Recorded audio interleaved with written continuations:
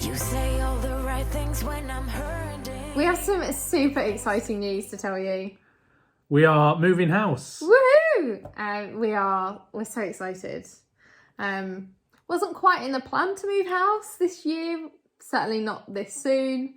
But sometimes things just don't go to plan, do they? Sometimes you have to roll with the punches. Or your plan comes early. Or your plan comes early. That's more what it is.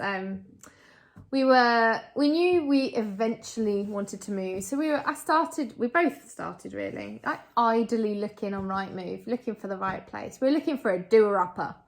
We really wanted somewhere we could do a lot of work. I mean, we looked at some places that it would be toss up whether you could actually live there while the work's going on. We would probably have flattened some of the houses that were on there and then rebuilt. We were talking like getting a caravan and putting it in the garden. But again, life doesn't always work like that. So what did we end up with? A more expensive house. That's all finished. It's my fault. I take full responsibility. I made the cardinal sin. Don't know whether it's a cardinal sin. Is it a cardinal sin? I don't know. I did the list of cardinal sins. Do not up your budget limit on Rightmove. Yeah.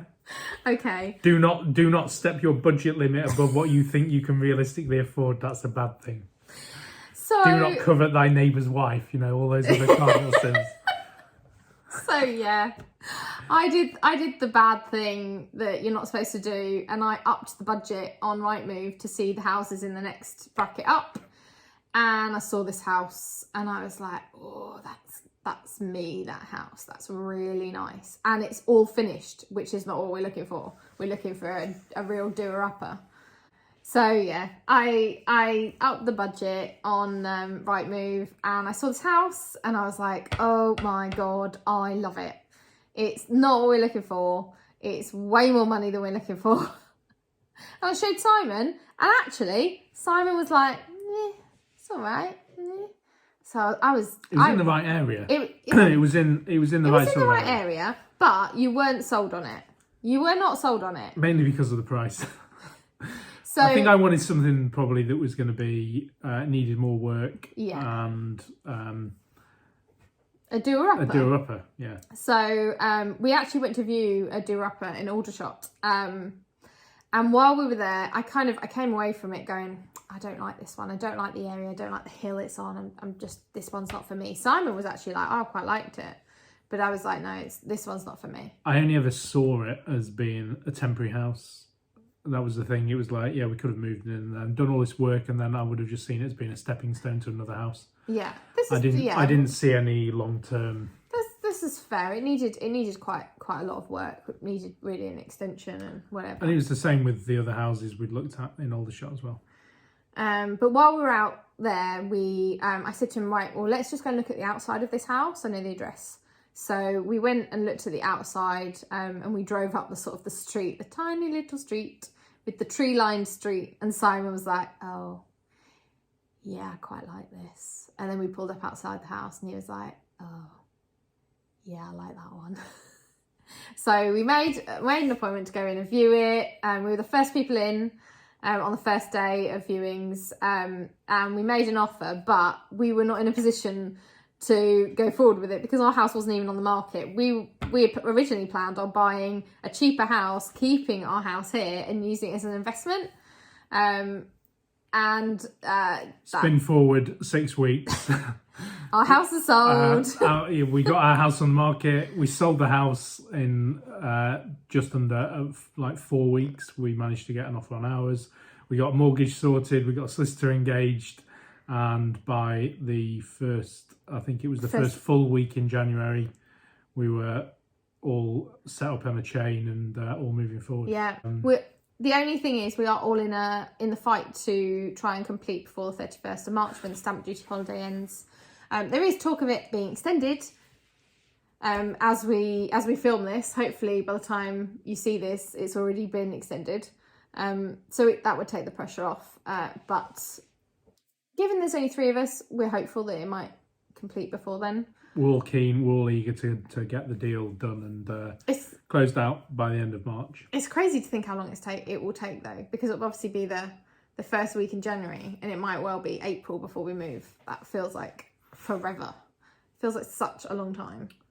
So most of that is all the conveyancing and local authority searches, which is right now is like the most pressure is on local authority teams doing all of the search information and getting that back to your solicitors. And because everybody's trying to beat the stamp duty holiday ending in March, the backlog and the fact that most of them are working at home means that thanks to COVID, that's dragging the time out a bit. So it's a lot of pressure on there, but and it's the same with removals companies as well. Yeah, we this week we had our first removal company come around and give us a quote.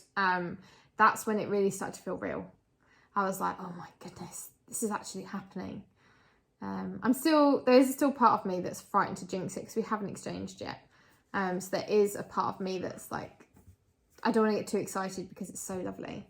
But hopefully we'll exchange really soon. Come this summer, we'll have a massive housewarming party and when we've all got vaccinated.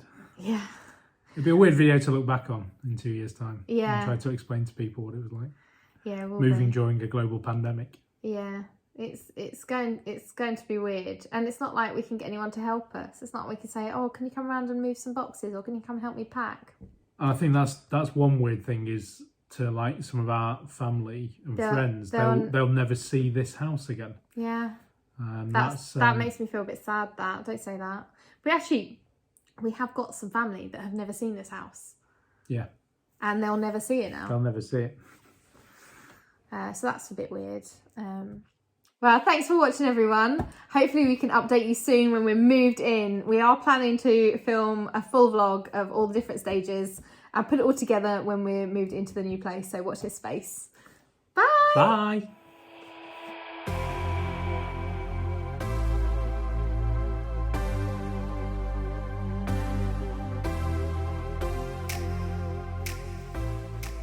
Hello. We have some exciting news. I can't do it when you're doing that, just going, and... There's only 3 of us in the chain, which is super good. We are... Whoa. What was that word? Super good. What is that? Right, stop. Okay. What is that? Right, I showed Simon, actually. It's that third glass of that. Shut really up! Right. Start that again. Yeah. Baileys. And listen to some music. Or Prosecco. Or Prosecco. Which I just spilt all over the table, incidentally. It's better that he spilt it all down himself earlier. Yeah. So, and all over my new cushions. So it is nice to sit with a bit of sunshine in the evening as the sun's setting. What are you doing? Well, it's the fact that you're just carrying on talking. I'm trying to just clean this up here, and you're just carrying on talking while I'm just like doing in the background. I have to leave that on the blooper one of me just pissing about trying to tidy up while I'm making a mess everywhere. Moral of the story, don't vlog and drink. Or is it don't drink and vlog?